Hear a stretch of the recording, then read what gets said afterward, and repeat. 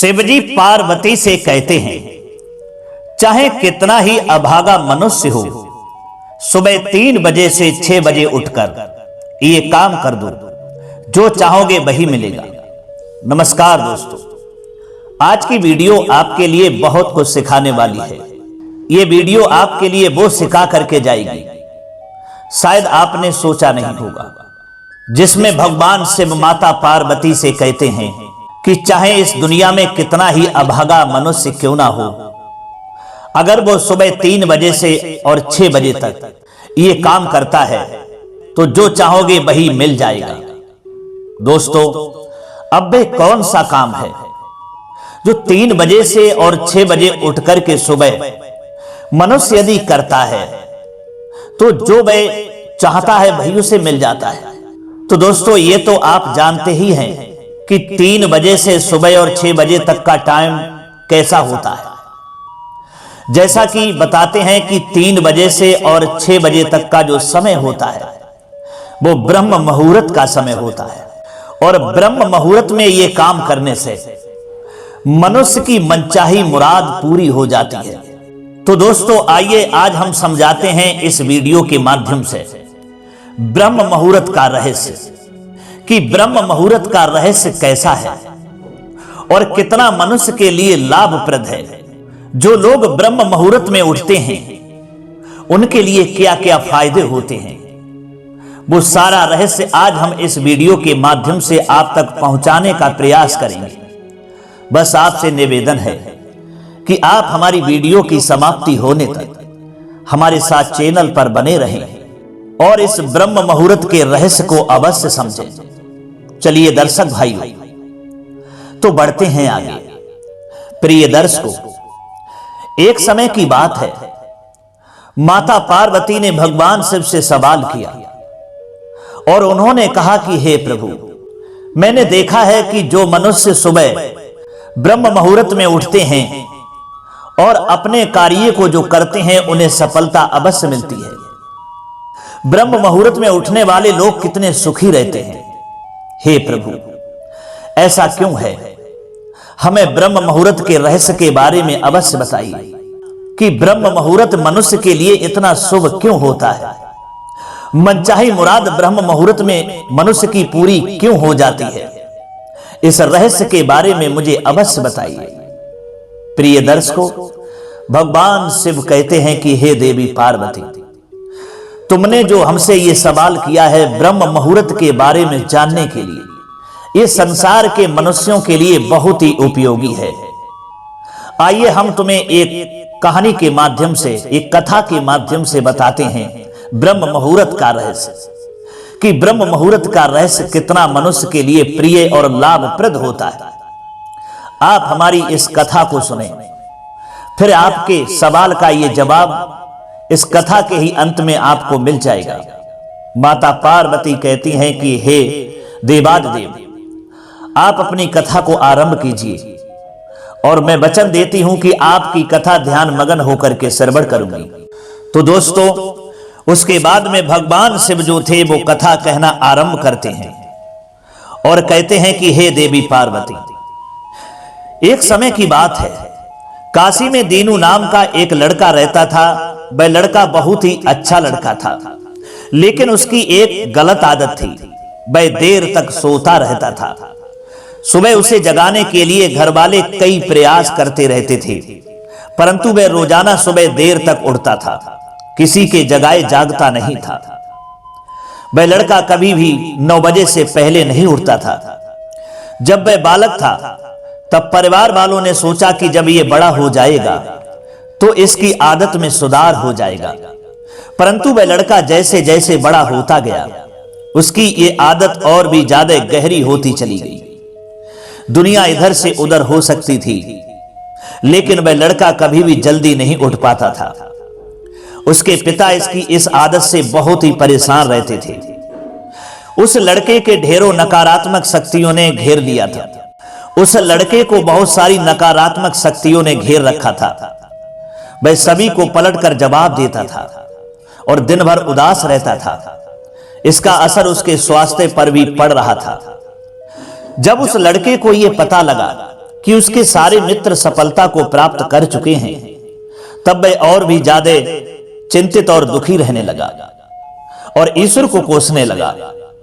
वह बार बार यही कहता था कि मेरी किस्मत ही खराब है, परंतु उसके पिता अच्छी तरह से जानते थे कि उस लड़के के असफल होने के पीछे कारण क्या है।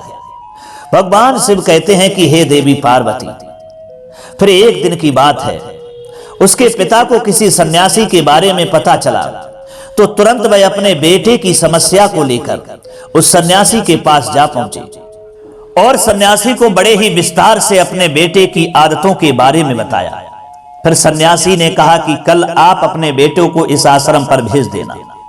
दोस्तों, फिर उस लड़के का पिता अपने घर की ओर चला आता है। उसे पता था कि अगर वह सीधे तरीके से अपने बेटे को सन्यासी से मिलने के लिए कहेगा तो वह कभी तैयार नहीं होगा। उसने अपने बेटे को अपने पास बुलाया और कहा, तुम्हारे सारे मित्र जीवन में सफलता प्राप्त कर चुके हैं, क्या तुम सफल नहीं होना चाहते हो? लड़के ने उत्तर दिया कि जरूर पिताजी, परंतु जब भी मैं अपने मित्रों से उनकी सफलता का रहस्य पूछता हूं तो वे मुझे कुछ नहीं बताते हैं। फिर उसके पिता ने कहा कि मुझे यह रहस्य पता चल गया है कि वे सभी लोग क्यों सफल होते जा रहे हैं। तब उस लड़के ने बड़ी उत्सुकता के साथ में पूछा, क्या पता चल गया है पिताजी?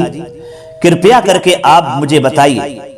उसके पिता ने कहा कि कल सुबह तुम्हें एक सन्यासी के आश्रम में जाकर उनसे मिलना है।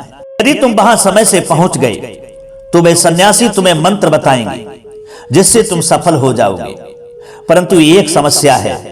लड़के ने पूछा, पिताजी वह कैसी समस्या है? पिता ने कहा कि जब तक तुम सोकर उठोगे तब तक सन्यासी से मिलने का समय समाप्त हो जाएगा। भगवान शिव ने कहा कि हे देवी। फिर उस लड़के ने कहा, पिताजी मैं कल पूरी रात जागता रहूंगा और सुबह सन्यासी से मिलकर आऊंगा। उसके पिता ने कहा, ठीक है, तुम वहां जाकर उस सन्यासी की आज्ञा को मानना, तुम्हारी हर मुराद पूरी हो जाएगी। पिता की बात सुनकर के वह लड़का बहुत अधिक ही खुश था। जीवन में पहली बार रात्रि में वह जागता रहा, परंतु थोड़े ही समय में उसे नींद आ गई और वह सो गया। फिर अगली सुबह जब वह उठा तो उसे पता चला कि सन्यासी से मिलने का समय जो है वो समाप्त हो चुका है। उसके पिता ने लड़के की तरफ देखा और कहा कि तुम जीवन में कभी भी सफल नहीं हो पाओगे, जाओ और जाकर के सो जाओ। पिता की ये बात सुनकर के उस लड़के को बहुत दुख हुआ। उसने मन ही मन स्वयं को चुनौती दी कि कल सुबह सन्यासी से मिलने अवश्य जाएगा। उसने अपने पैर में एक छोटा सा घाव बना लिया जिससे दर्द के कारण उसे रात भर नींद नहीं आई। भगवान शिव कहते हैं कि हे देवी पार्वती, ये ऐसा पहला अवसर था उसके जीवन में। पहली बार सूर्य उदय उसने देखा था। वह तुरंत ही तैयार होकर के सन्यासी से मिलने के लिए चला गया। आज उसका अनुभव कुछ अलग ही था। वह बेहद शांत महसूस कर रहा था। चलते चलते वह लड़का जैसे ही सन्यासी के आश्रम में पहुंचा तो वहां पर उसने देखा कि सन्यासी और उसके सभी शिष्य ध्यान लगा करके बैठे हुए थे। फिर जब ध्यान का समय समाप्त हुआ तब लड़का उस सन्यासी के पास पहुंचा और उन्हें प्रणाम करते हुए कहने लगा कि आपके पास कोई ऐसा मंत्र है जिससे मैं सफल हो जाऊं? कृपया करके मुझे वह मंत्र अवश्य बताइए। मैं भी अपने मित्रों की तरह सफल होना चाहता हूं और अच्छा जीवन जीना चाहता हूं। फिर सन्यासी मुस्कुराते हैं और बोले, अच्छा तो तुम वही बालक हो। तुम्हारे पिताजी कल मुझसे मिलने आए थे और उन्होंने तुम्हारे विषय में मुझे सब कुछ बता दिया था। मैं तुम्हें वह मंत्र अवश्य बताए देता हूं, परंतु। अब लड़के ने जैसे ही परंतु शब्द सुना तो लड़का घबरा गया। उसने पूछा, परंतु क्या गुरुदेव? तब सन्यासी ने कहा कि तुम्हें वह मंत्र बताऊंगा, परंतु अगले 21 दिनों तक तुम्हें मेरी आज्ञा माननी होगी। मैं तुम्हें वह मंत्र 21 दिनों के बाद बताऊंगा। तब तक मैं तुमसे जो भी कार्य करने के लिए कहूंगा तुम्हें वह करना होगा। यदि तुम असफल हुए या कार्य के बीच से तुम्हारा संकल्प टूट गया तो उस मंत्र का असर नहीं होगा। दृढ़ निश्चय के साथ उस लड़के ने कहा कि गुरुदेव, मुझे आपकी सारी आज्ञा स्वीकार है। मैं अगले 21 दिनों के लिए आपका दास हूं। आप जो भी कहेंगे मैं वही करूंगा। मुझे केवल और केवल उस मंत्र के बारे में जानना है। भगवान शिव कहते हैं कि देवी पार्वती। फिर सन्यासी ने उस लड़के से कहा कि ठीक है, कल से तुम्हारा कार्य शुरू होगा। तुम इसी आश्रम में निवास करोगे। वह लड़का आश्रम में निवास करने के लिए तैयार हो गया। सन्यासी ने कहा कि यहां रहते हुए तुम्हें ब्रह्म मुहूर्त में उठना होगा और दूसरे शिष्यों की तरह ध्यान और तप करना होगा। साथ ही आश्रम के कार्यों में भी सहायता करनी होगी। ध्यान रहे, यह संकल्प टूटना नहीं चाहिए। अब लड़का सन्यासी की बात से सहमत हो गया। अगले दिन से उसके कार्य के दिन की शुरुआत थी। इस बार उसने दृढ़ निश्चय किया, परंतु 1 सप्ताह बीतने के बाद ही उसका संकल्प टूट गया और वह 8वें दिन देर तक सोता रहा। जब वह नींद से जागा तो उसने कहा कि मुझसे कितनी बड़ी भूल हो गई है। वह रोते हुए सन्यासी के पास में पहुंचा और कहने लगा कि गुरुदेव, मेरा संकल्प टूट गया, अब मैं जीवन में कभी सफल नहीं हो पाऊंगा। तब सन्यासी उसे समझाते हैं और कहा कि एक बार फिर से शुरुआत करो, फिर से संकल्प करो। दोस्तों, फिर लड़के ने सन्यासी से पूछा कि गुरुदेव, सुबह उठना इतना आवश्यक क्यों होता है और यहां पर सभी लोग इतनी जल्दी क्यों उठ जाते हैं? भगवान शिव उधर कहते हैं देवी पार्वती।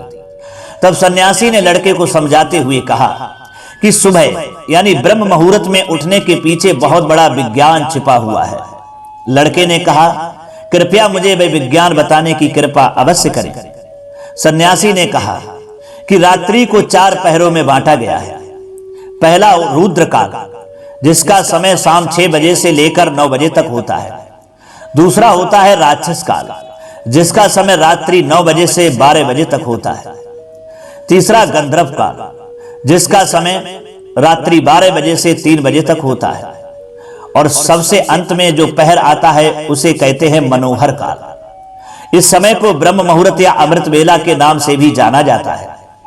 इसका समय सुबह 3 बजे से 6 बजे तक होता है और यह वह समय होता है जब पूरे संसार की नकारात्मक शक्तियां निष्क्रिय अवस्था में होती हैं और सकारात्मक शक्तियां सक्रिय होती हैं। ब्रह्म मुहूर्त अर्थात देव मुहूर्त यानी देवताओं का यह समय होता है।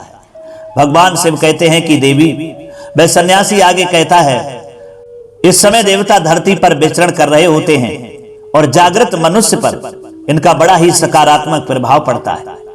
ब्रह्म मुहूर्त ऐसा समय होता है जिसमें मनुष्य का मस्तिष्क बिल्कुल खाली होता है, जिसमें किसी प्रकार के कोई विचार नहीं होते हैं। और जब इस समय व्यक्ति अपनी पुस्तक खोल करके उसका पाठ का अध्ययन करते हैं तो उन्हें सब कुछ जल्दी जल्दी याद भी होता है और ये लंबे समय तक याद रहता है। ये ऐसा समय है जिसमें हम ज्ञान को समझने का प्रयास करते हैं।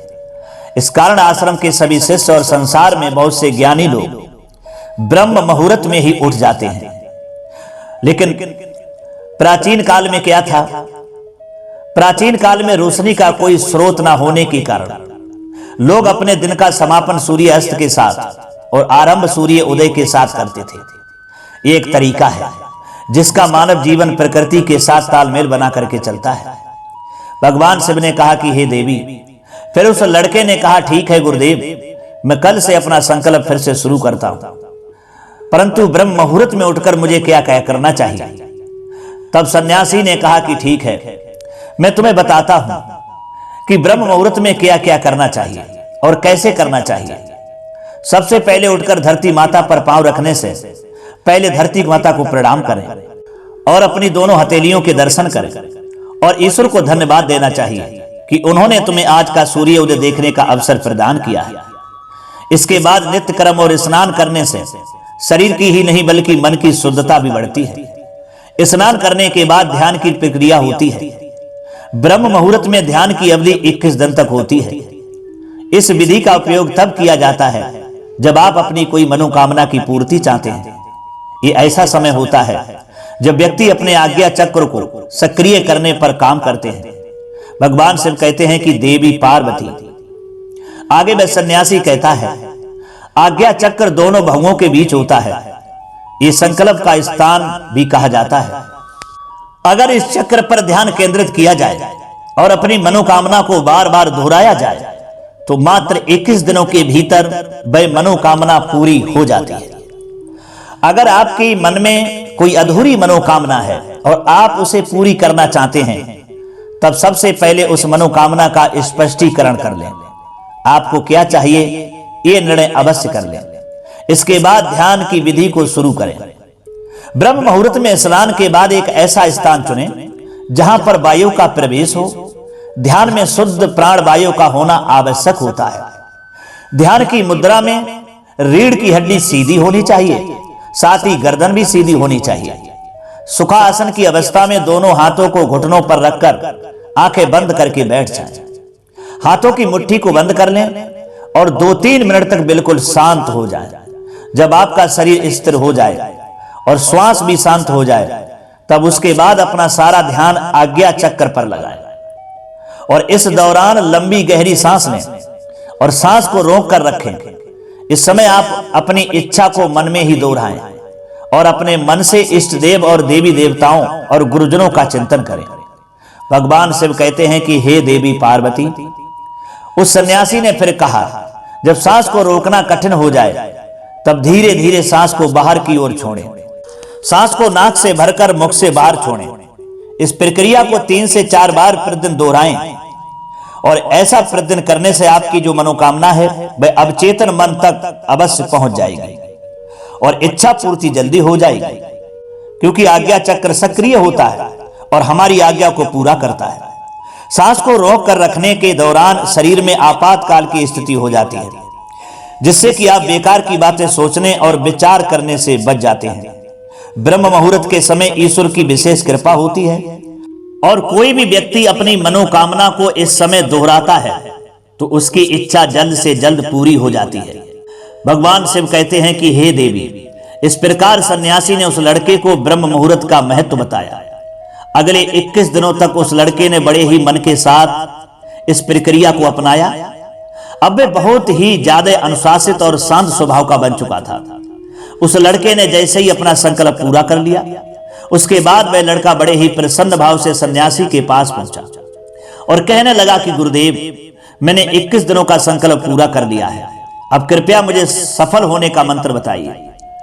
तब उस सन्यासी ने मुस्कुराते हुए कहा कि पिछले 21 दिनों से जो अभ्यास तुम करते आ रहे हो वही तुम्हारी सफलता का मंत्र है, और जो व्यक्ति ब्रह्म मुहूर्त में उठकर ध्यान प्रक्रिया को सही से करते हैं वे जीवन में कभी असफल नहीं हो सकते। तुम्हें ब्रह्म मुहूर्त का रहस्य पता चल चुका है। अब तुम इसे जीवन पर्यंत करके तुम्हें जीवन के लक्ष्य और सफलता दोनों प्राप्त होंगे। उस लड़के ने सन्यासी को धन्यवाद दिया और ब्रह्म मुहूर्त के नियमों का पालन जीवन पर्यंत तक करने का वादा भी किया।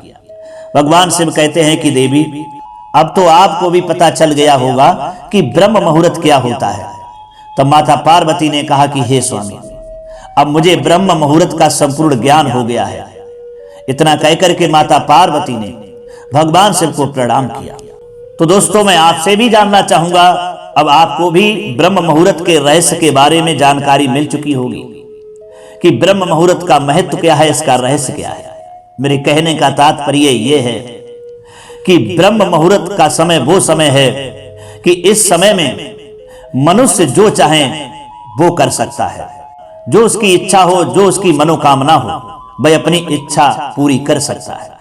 लेकिन ऐसा करने में मेरा एक संकल्प होना चाहिए, मेरे अंदर एक दृढ़ता होनी चाहिए कि मैं ऐसा करके ही रहूंगा। और जिन लोगों के अंदर दृढ़ता, संकल्पता ये भर जाती है ना कूट कूट करके, तो वह कभी अपने जीवन में असफल नहीं होते। उन्हें सफलता एक दिन अवश्य मिलती है और वही सफलता उन्हें बहुत ऊंचाइयों पर पहुंचा देती है। इसलिए दोस्तों, मेरा आपसे निवेदन है कि जो देर से उठने वाले लोग हैं वो कृपया सुबह ब्रह्म मुहूर्त में उठने की ही आदत डालें। और जो भी मैंने ब्रह्म मुहूर्त का रहस्य और महत्व बताया है, जो भी नियम बताए हैं इस वीडियो में, उन नियमों का पालन करें। और मैं उम्मीद से, पूरे विश्वास से ये कह सकता हूं कि आपकी सारी मनोकामनाएं अवश्य पूरी होंगी। ये हमारा आपसे वादा है। तो दोस्तों, अब क्षमा चाहते हैं इतना समय देने के लिए। आप सभी को बहुत बहुत धन्यवाद। मिलते हैं अगली वीडियो में किसी और चर्चा के साथ। सभी सब्सक्राइबर बंधु एवं दर्शक भाइयों के लिए जय श्री कृष्णा, ओम नमः शिवाय।